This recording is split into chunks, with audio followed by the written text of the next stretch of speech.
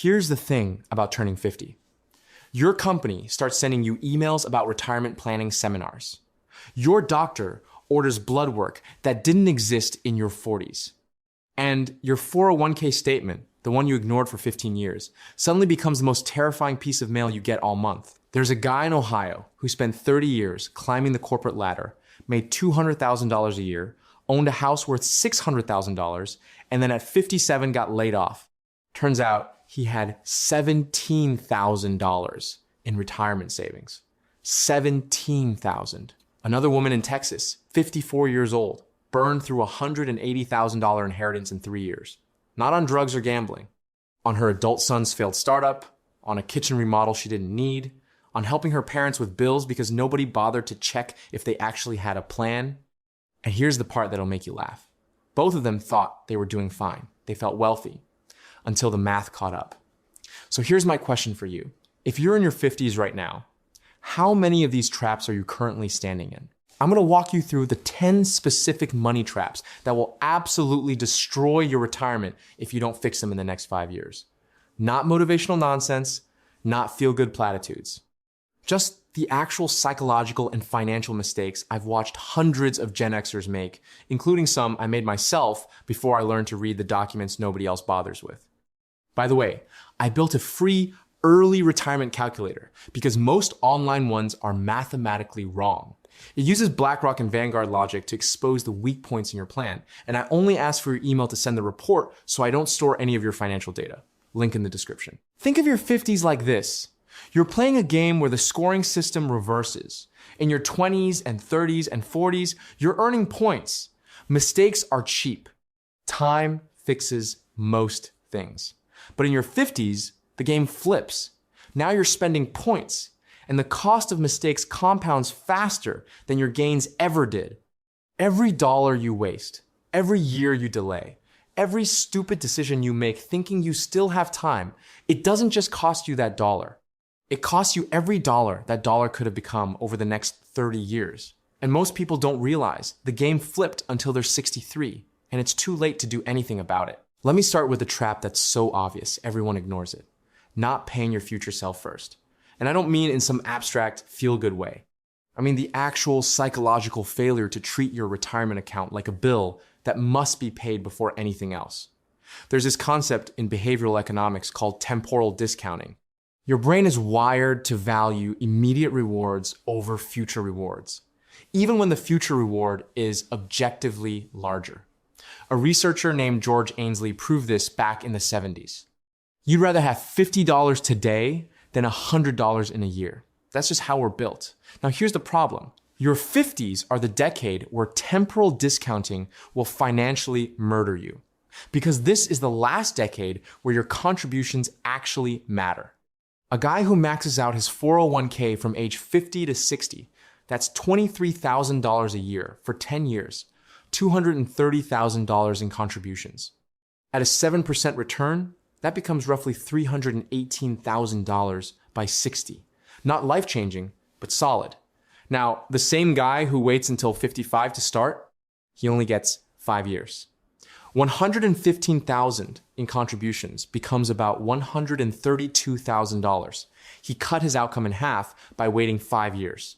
5 years, that's the entire margin between comfortable and desperate. But nobody does this. You know why?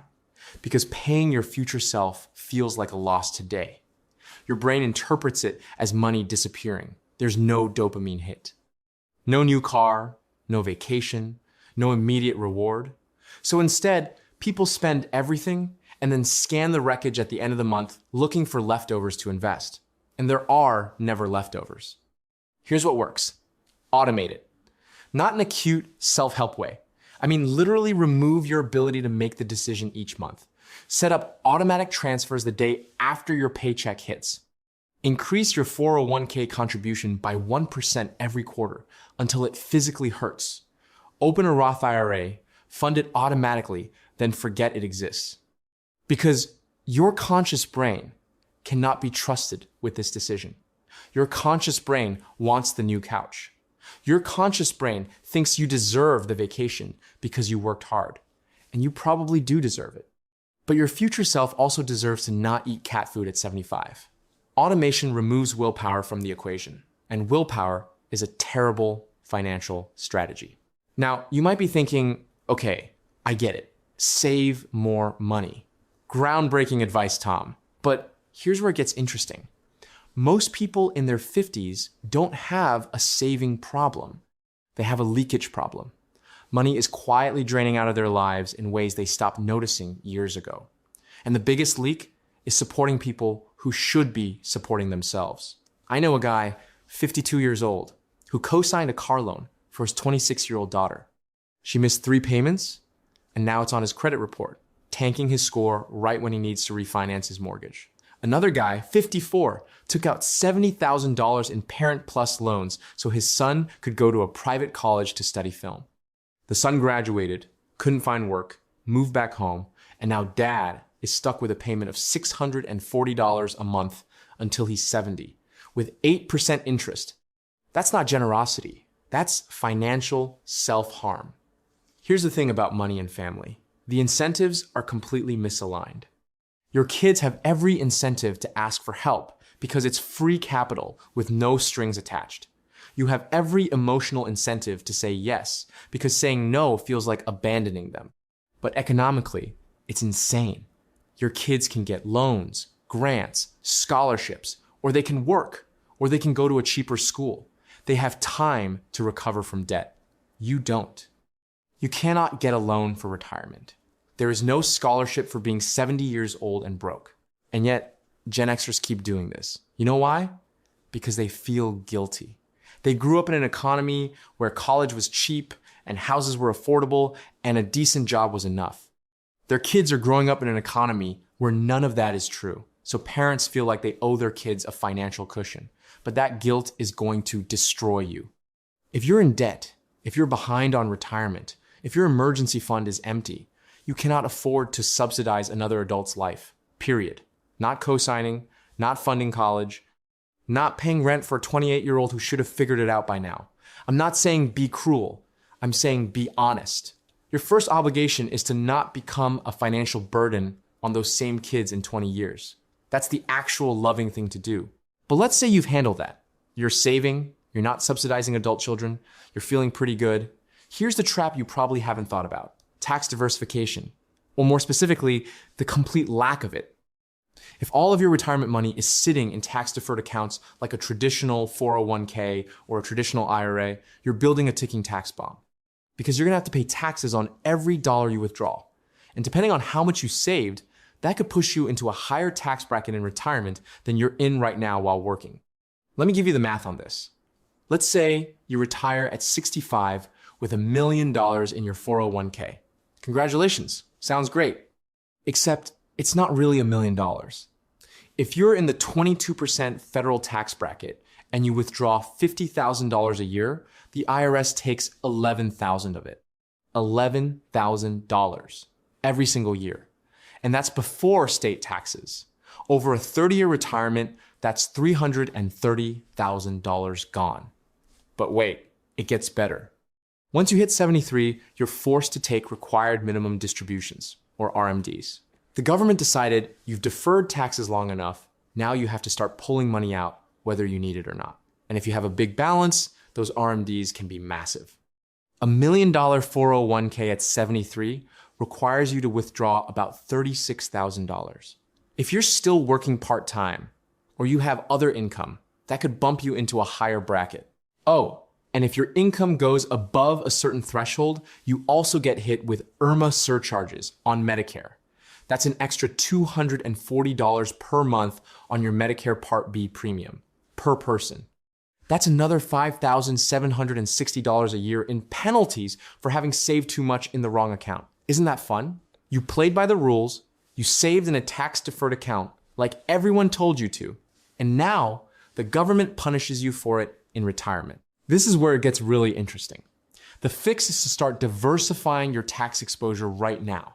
That means contributing to a Roth IRA. Roth contributions are made with after-tax dollars, so you pay taxes now, but all the growth and withdrawals in retirement are completely tax-free. No RMDs, no forced distributions. No IRMA surcharges from Roth withdrawals. It just sits there, growing forever until you need it. And in retirement, having both a traditional 401k and a Roth gives you flexibility. You can pull from whichever account keeps you in the lowest tax bracket each year. It's a tax arbitrage strategy. But here's the problem. Most people in their 50s think they can't contribute to a Roth because they make too much money. And they're half right. In 2026, if you're single and make more than $165,000, you can't directly contribute to a Roth IRA. But you can do a backdoor Roth conversion. You contribute to a traditional IRA, don't take the deduction, then immediately convert it to a Roth. It's a legal loophole that's been around for years. The IRS knows about it and doesn't care. And if your employer offers a Roth 401k option, even better. There's no income limit on that. You can contribute up to $23,000 a year, plus another $7,500 if you're over 50, all into a Roth. This is the decade to build that tax diversification. Because once you retire, it's too late.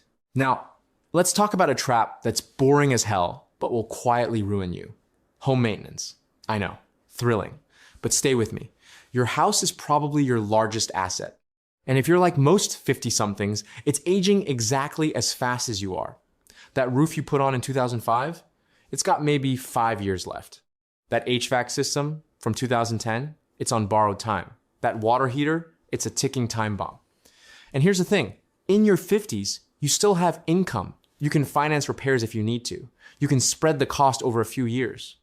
But if you wait until you're 67 and on a fixed income, a $12,000 roof replacement becomes a catastrophe. I watched my neighbor, a guy in his early 60s, ignore a small roof leak for 2 years because he didn't want to spend the money. By the time he dealt with it, he had mold in the attic, damaged insulation, and a $28,000 repair bill instead of a $4,000 patch job. He had to take a hardship withdrawal from his IRA to cover it, which means he paid income tax on the withdrawal, plus a 10% penalty because he was under 59 and a half. That $4,000 leak cost him over $35,000 in total damage. That's the cost of procrastination in your 50s. Small problems metastasize into financial emergencies. And while you're thinking about your house, think about whether it's actually going to work for you at 75. Is it a 2-story house with all the bedrooms upstairs? What happens when your knees go? Is it in a walkable neighborhood? Or do you need to drive everywhere? Because at some point, driving becomes optional, then dangerous, then impossible.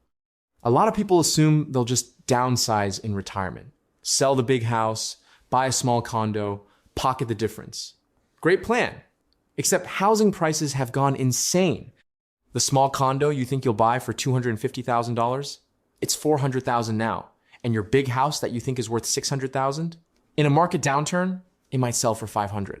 Suddenly, your downsizing plan costs you $150,000. I'm not saying don't downsize. I'm saying don't assume it'll be profitable. The era of housing being a guaranteed wealth building strategy is over for a lot of markets. So if your current house works, fixing it and staying might be the smarter financial move. Here's a trap that's going to make half of you uncomfortable. Letting one spouse handle all the finances. And I know what you're about to say. But Tom, we've been married 30 years. We trust each other. It works for us. Cool. I believe you. Now let me tell you what happens when it stops working. Divorce rates for people over 50 have doubled since the 90s. It's called gray divorce, and it's a financial nightmare. Because when you split assets at 55, neither person has time to rebuild. You take your half of the retirement account, your half of the house equity, and now you're starting over with half the money and 15 years until retirement. Or here's the other scenario. One of you dies, and the surviving spouse, who hasn't looked at a bank statement in 20 years, has no idea where anything is. They don't know the passwords. They don't know which accounts exist. They don't know if there's life insurance or what the beneficiaries are. I've seen this happen. A woman in her late 50s, husband dies suddenly. She discovers he had $200,000 in an old 401k from a previous employer that she didn't know about. Sounds great, right? Except the beneficiary was still listed as his ex-wife from his first marriage. Ex-wife gets the money. Widow gets nothing. And there's nothing she can do about it because beneficiary designations override wills.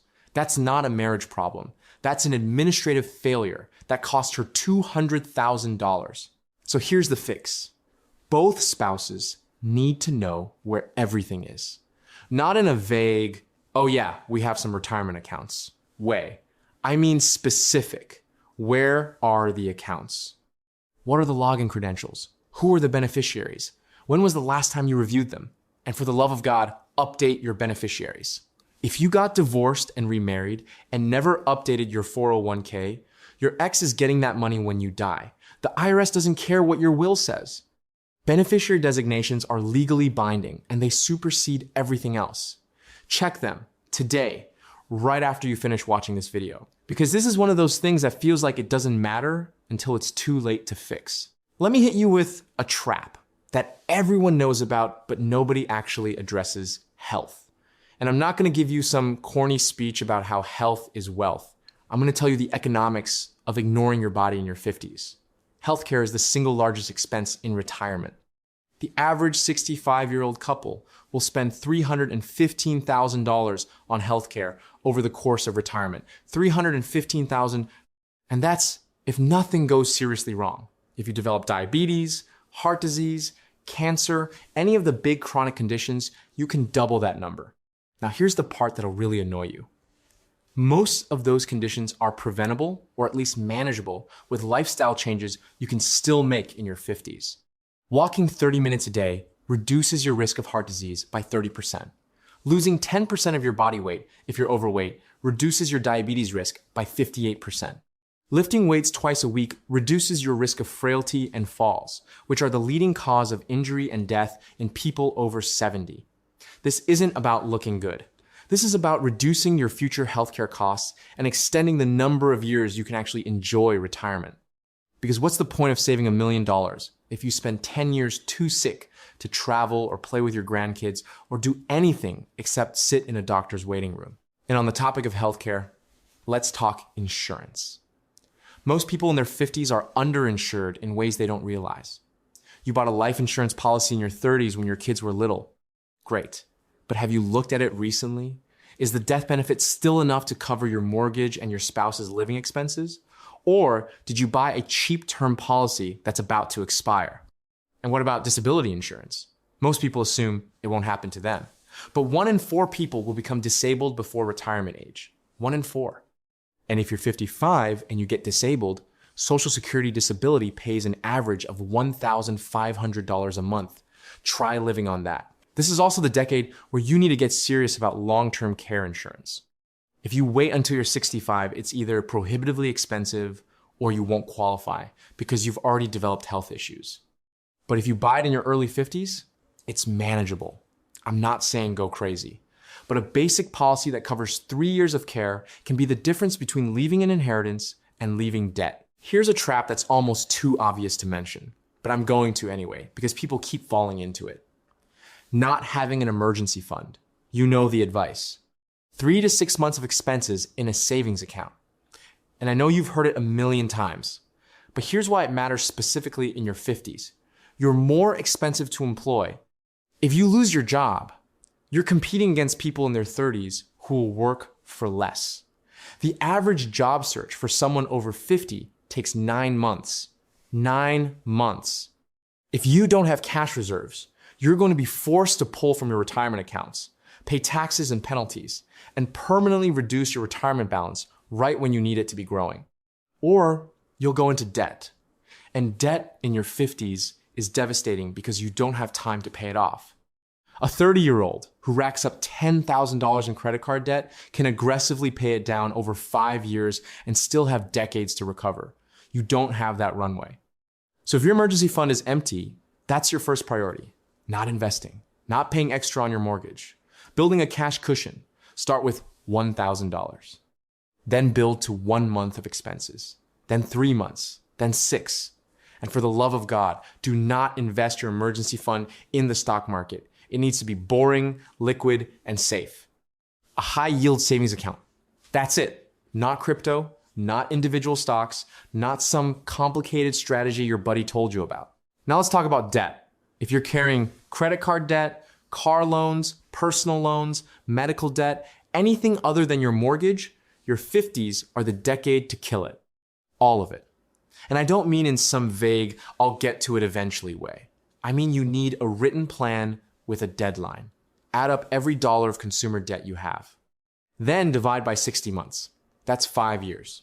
That number is your minimum monthly debt payment target. If it's $1,000 a month, you need to find a way to free up $1,000 every month for the next 5 years. That might mean selling stuff. That might mean cutting expenses.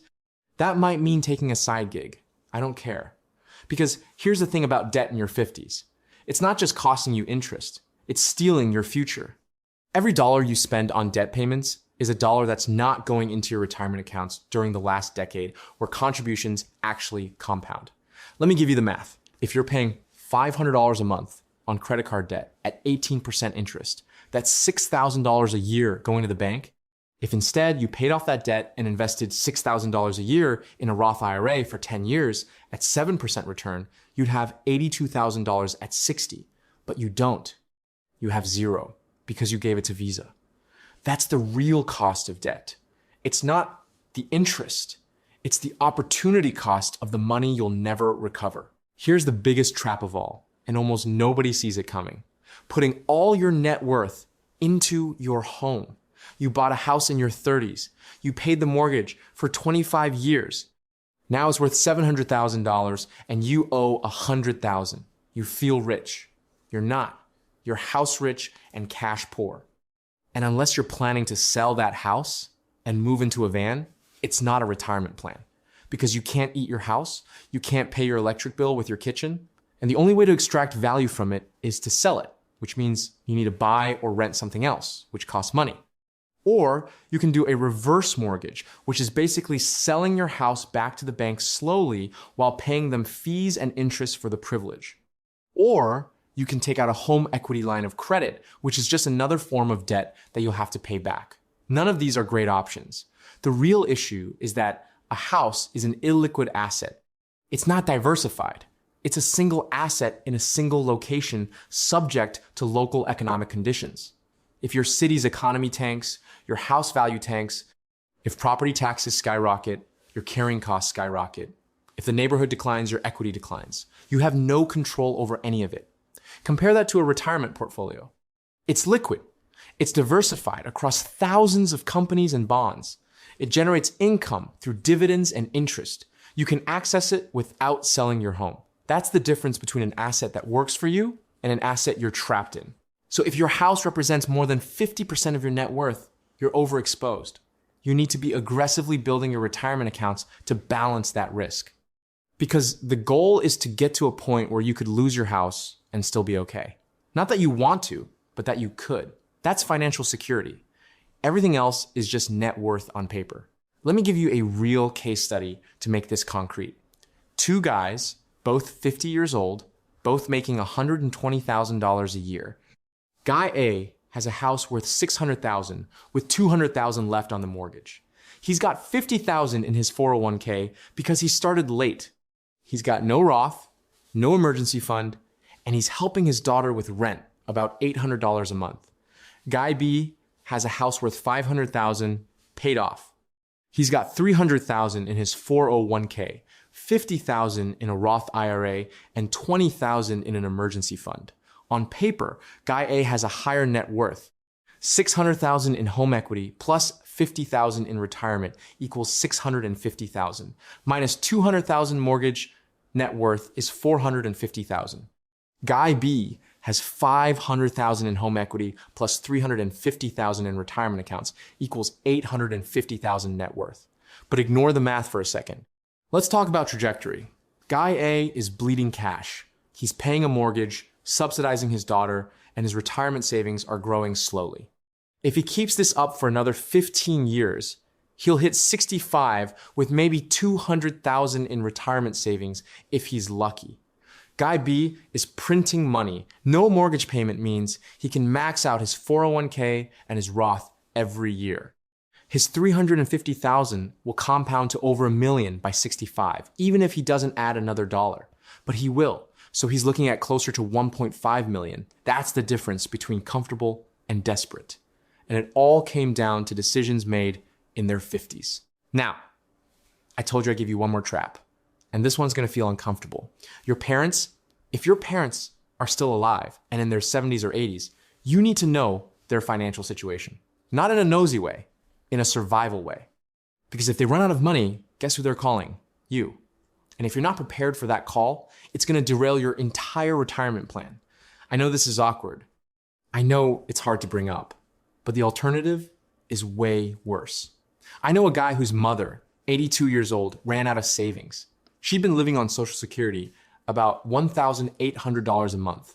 And it was fine until her rent went up and her medications got more expensive. She called her son, told him she couldn't make rent. He's 56 years old, supposed to retire in 9 years, and now he's sending his mom $1,200 a month to keep her housed. That's $14,400 a year. For 9 years until he retires, that's $129,600 out of his retirement savings. He didn't plan for it. He didn't budget for it. But what's he supposed to do? Let his mom go homeless? This is the nightmare scenario. And the only way to prevent it is to have the conversation now. Do your parents have long-term care insurance? Do they have enough savings to cover assisted living if they need it? What's their plan? And if they don't have a plan, you need to help them make one, or at least prepare yourself for the reality that you might be financially supporting them. All right, let's bring this back to where we started. The game flipped. Your 50s are not like any other decade. Mistakes don't heal. Time is not on your side. Every dollar you waste is gone forever. So here are your 3 non-negotiable moves. 1, automate your savings like your life depends on it, because it does. Max out your 401k, fund your Roth, build your emergency fund, remove the decision from your day-to-day life. 2, kill your debt and stop subsidizing other adults. Your job is to not become a burden. That's the loving thing. 3, build tax diversification and liquid assets. Your house is not a retirement plan. Your 401k alone is not a retirement plan. You need multiple buckets, multiple tax treatments, and cash you can actually access. And if I'm being honest, which I always am, most of you won't do this. You'll watch this video, you'll nod along, and then you'll go back to ignoring your retirement statements and hoping it works out. And for some of you, it will. You'll get lucky. But luck is not a strategy. And the older you get, the more expensive luck becomes. Lazy investing built more fortune than crypto memes. And the reason is simple. It's boring. It's automatic. And it removes your ability to screw it up. So yeah, your 50s are the decade where you either get serious or you get wrecked. Choose wisely.